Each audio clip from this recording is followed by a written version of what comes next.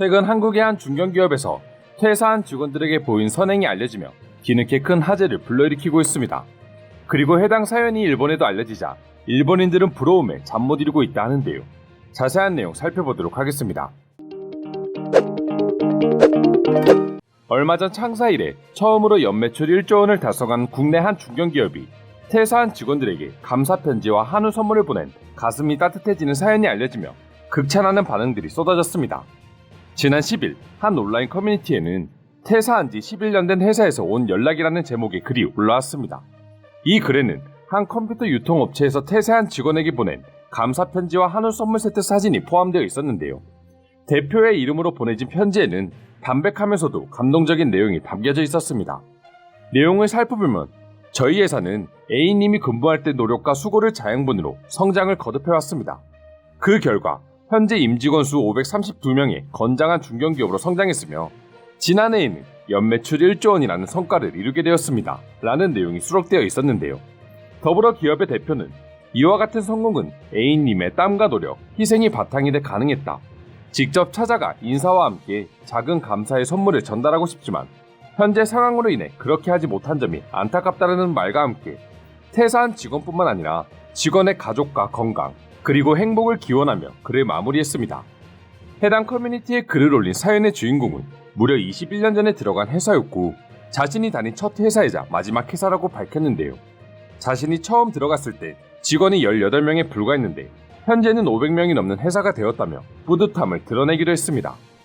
별거 아니라고 할 수도 있지만 10년 이상 몸담았던 첫 회사에 대한 그의 노고를 알아주는 대표의 모습을 보면 참으로 가슴 따뜻한 일이 아닐 수가 없습니다.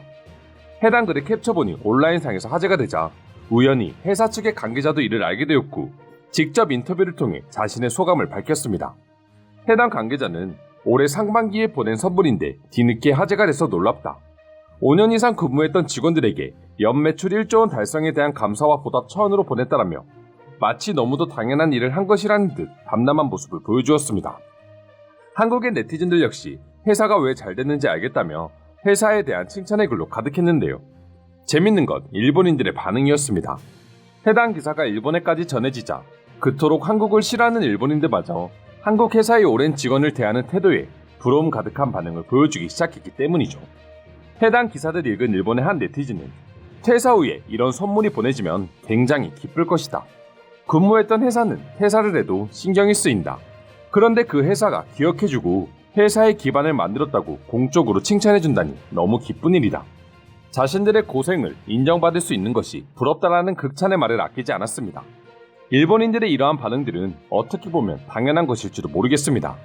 일본은 예전부터 기성세대들로 인한 도태된 기업 문화를 가지고 있기 때문인데요. 일본에선 직장 내 괴롭힘을 뜻하는 이른바 파와하라 문제가 사회 전체에 만연하고 있었습니다. 장기 근속한 직원들에 대한 고마움은커녕 오히려 괴롭히고 있는 것이죠. 2018년 자료를 보면 일본 전국에 노동국에 접수된 직장 내 따돌림이나 괴롭힘 등의 상담 건수는 총 72,067건에 달했다고 합니다. 전년보다 1.6% 늘어난 것으로 6년 연속이나 증가한 수치라고 하는데요. 이 가운데 88건은 따돌림이나 괴롭힘 등이 정신질환으로 이어져 산업재해로까지 인정될 정도로 일본의 기업 문화는 그야말로 최악이라고 할 수 있습니다. 일본 특유의 이지men 문화가 기업 내에도 완연하게 퍼져 있는 것이죠. 일본 정부와 기업들조차 사태의 심각성을 깨닫고 대응책을 마련하고 있지만 그나마 대기업 같은 경우에는 상당수 파와하라에 대한 대책을 마련했지만 중소기업의 경우 직장 내 괴롭힘에 대한 대책을 준비하고 있는 경우가 26%에 불과할 정도로 사실상 별다른 대책이 없는 상황이라고 합니다. 게다가 일본의 회사원들은 저러한 수모를 겪으며 회사를 다녔음에도 불구하고 얻는 것은 거의 없다시피 하고 있습니다. 바로 일본에 오르지 않는 임금 문제 때문인데요. OECD 통계에 따르면 2020년 일본의 구매력 평가 기준 평균 임금은 38,514달러로 30년 전 임금에 비해 단 4.4% 증가해 거의 변화가 없었습니다. 반면 한국의 경우 같은 기간 임금이 1.9배로 급상승해 액수 기준으로도 이미 2015년에 일본을 추월한 지 오래였죠. 한국과 비교했을 때 똑같은 기간을 한 회사를 위해 몸바쳐 일해도 임금은 차이가 없고 돈도 주지 않으면서 갑질은 끊임없이 해대고 있으니 한국 회사의 사연을 보고 부러울 수밖에 없는 것입니다. 더구나 일본 특유의 고리타분한 기업 문화로 인해 임금 인상 요구 자체가 괴롭힘의 대상이 되는 경우도 비일비재하다고 합니다. 개인이 임금 인상을 주장하면 마치 분위기를 읽지 못하는 돈만 쫓는 탐욕스러운 자로 보이기 십상인 것입니다. 자신이 정당하게 일한 대가를 요구하는 것인데도 말이죠. 어떻게 보면 이러한 문화는 일본의 잃어버린 30년에 대한 영향이 클 것이라 생각이 듭니다. 한국에서 오래된 직원들이 존중받고 대우받는 이유는 그럴 만한 자격이 있기 때문이죠. 현재 한국의 경제 성장을 이룬 주축의 세대인이 말입니다. 하지만 같은 세대의 일본인들은 30년 동안 이룬 것도 없으면서 아집으로만 가득 차 있었고, 그런 문화가 이어져 지금의 일본 기업의 모습을 만든 게 아닌가 싶습니다. 그럼 지금부터 한국의 중견기업이 보낸 선물과 일본의 갑질, 임금 문제 등을 보고 일본 네티즌들은 어떠한 반응을 보여주고 있는지 더욱 자세히 알아보도록 하겠습니다. 성장한 기업이 이미 11년 전에 그만둔 직원을 기억하고 감사함을 전한다는 것은 정말 감동적인 이야기입니다. 일본에서도 이러한 소식이 생겨나면 좋으련만 아직까지는 먼 이야기인 것 같습니다.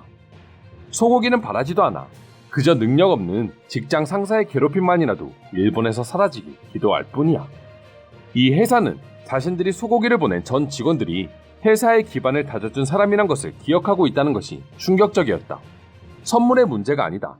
단순히 그 사실을 기억해 주었다는 것만으로도 저 회사를 다닌 사람은 평생 뿌듯한 마음을 안고 살 것이다. 50대의 직원이 직장 내 상사로부터 고작 앉았던 의자가 흔들렸다는 이유로 괴롭힘을 당한 일이 있습니다. 조사한 결과 직장 내 괴롭힘이 아니었다고 결론지었지만 이러한 단편적인 사건만 보더라도 현재의 일본이 얼마나 추악한 기업 문화를 가지고 있는지 알 수 있습니다. 20대에 다니던 회사에서 실수만 하는 정말로 무능한 버블 세대의 60대 상사가 떠오릅니다. 어렸을 적 전 그것이 당연하다고 생각하면서 살아왔었지만 나이가 든 지금은 그것이 얼마나 지독한 괴롭힘이었는지를 깨달을 수 있었습니다. 직장 내 갑질을 하는 상사는 실명을 공개하고 다시는 관련 직종에 발을 붙이지 않게 사회적인 제재를 해야 한다고 생각합니다. 그런 사람들은 아무리 경고를 줘도 같은 짓을 끝없이 반복합니다. 상사가 말도 안 되는 이유로 1시간 동안 무릎을 꿇린 채 욕설을 내뱉고 그 다음날 직원이 자살한 사건이 있었다. 그런 사람들이 멀쩡히 회사를 다니고 있는 걸 생각하면 정말 화가 나 잠을 이룰 수가 없다. 지금부터 20년 전에 입사한 회사에서 충격적인 일이 있었습니다. 마치 체육계를 방불케 하는 엄청난 폭력과 폭언을 일삼던 회사로 실수로 차량 사고라도 난다 치면 전 사원을 모아두고 무릎을 꿇게 하고 사고를 일으켜 죄송하다 외치며 사과하게 만들었습니다. 그리고 그러한 문화를 당연시 여기던 사람들을 생각하면 아직도 치욕스럽습니다. 일본에선 노력에 대한 보상이 없다. 그저 괴롭힘만 늘어날 뿐. 노력을 해서 성과를 올려도 월급은 오르지 않는다. 이러한 문화는 직원들에게 열정을 빼앗았고 현재의 일본을 만들어버렸다. 가격은 인상해도 인건비는 낮추는 일본, 아무도 모르게 법인세를 낮추는 정부, 월급이 올라도 그 이상으로 징수되는 사회보험료와 주민세, 이런 식으로는 일본에서 더 이상 살아갈 수 없을 것 같습니다. 일본에서 회사 생활은 너무나 힘든 일이다. 특히 중소기업이라면 말도 나오지 않는다. 일본 정부가 대책이라고 내놓은 법들은 그나마도 대기업을 위한 것들 뿐이었고 소외된 자들을 돌보려 하지 않는다. 이상으로 한국과 대비되는 일본 기업 문화에 대한 내용 소개해드렸습니다. 오늘도 끝까지 영상 시청해주셔서 감사드리며 여러분들의 구독과 좋아요는 영상 제작에 큰 힘이 됩니다. 이상 종크TV였습니다.